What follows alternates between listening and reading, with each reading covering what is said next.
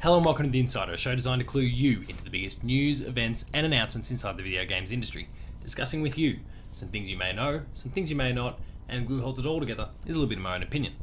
My name is Paul James, thank you very much for watching, and let's get for the episode.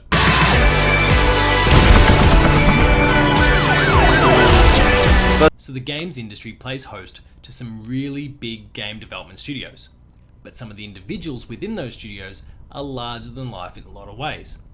In this past week, we've seen two really big individual high-profile departures, and they've underpinned this week's episode of The Insider.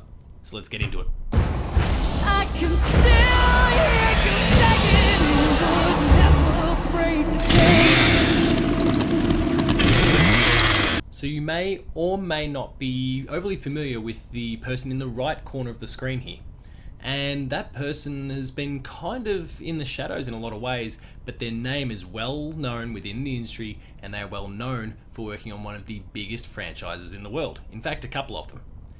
That man in the right of the picture there, Dan Houser, was one of the co-founders, and he's one of the VPs, or was one of the VPs of Rockstar Games. That means GTA, that means Red Dead, that means Bully, that means Midnight Club, that means so many fantastic IP that have come out of Rockstar over many years. Well, there was a release from 2K and Take-Two and Rockstar that basically spoke about how he was departing. He's going to be departing on March 11th. We do not know where he is heading, if he's heading into the games industry at all. He has recently taken 1 year's time off work, presumably, decompressing a little bit from Red Dead Redemption 2. But we don't know where he's heading. We don't know what he's doing. We know that he's got so much talent and so much ability and could bring that to a whole host of different studios. But where he's going, what he's doing remains a mystery. And a further mystery is what's going to happen to his brother, Sam, who is still there at Rockstar. Those two co-founded the studio. Those two are the bedrocks of everything that goes on in that studio. But we don't know what one half is up to, and the other half, well, they remain. But who's to say they'll be there for very long as well? They will not crush us. So the man on the left side of that picture there is Rod Ferguson. Rod has been well known by many people for his work on the Gears of War or Gears franchise for quite some time.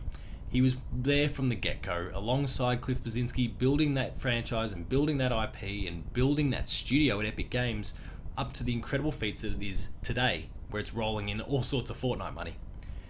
When the Gears franchise changed hands and Microsoft acquired it because it was exclusive to the Xbox, he stuck with it.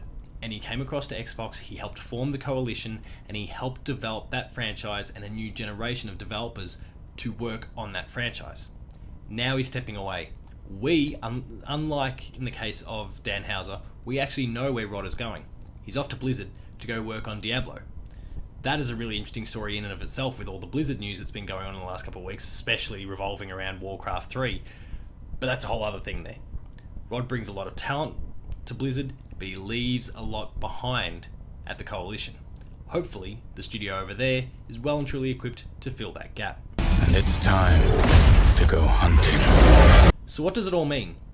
Well, I think it's fairly fair to assume that at least in the case of Rod Ferguson, this is a fairly amicable departure.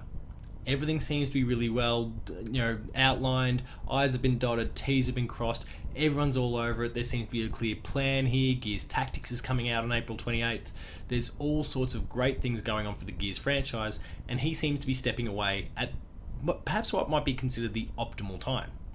He's going to move on to something that's really big and high profile in the form of Diablo. That's going to be a fantastic new challenge for him, and I wish him very well.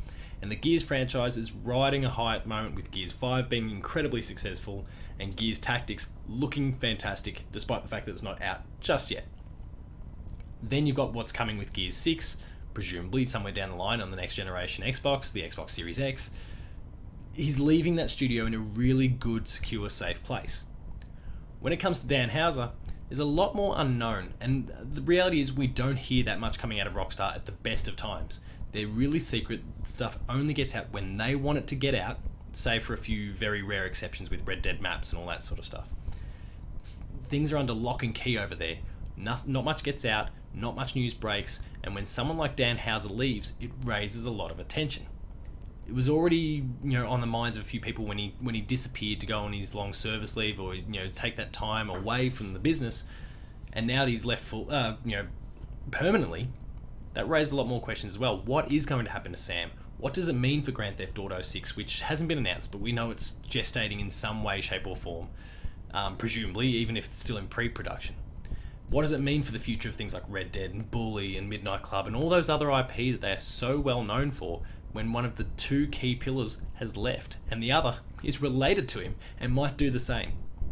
There's a lot of questions there for Take-Two, there's a lot of questions for Rockstar, there's a lot of questions for Sam Houser, and we'll just have to wait and see how it all plays out. As it is, we don't even know what Dan's up to now.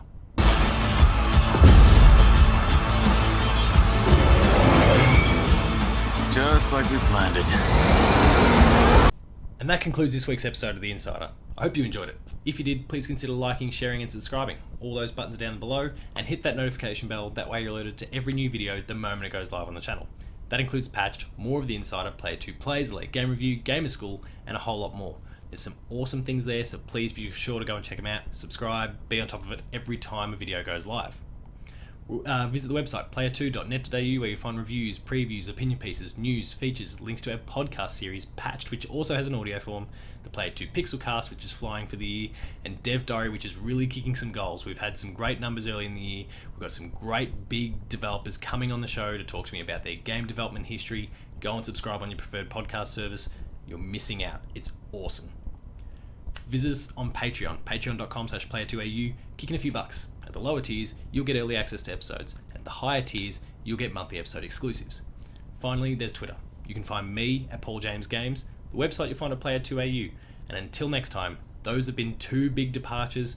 Let's hope we don't see too much more of this going forward, but let's hope that both of those two land on their feet. And until next time, thank you very much for watching, and I'll see you later.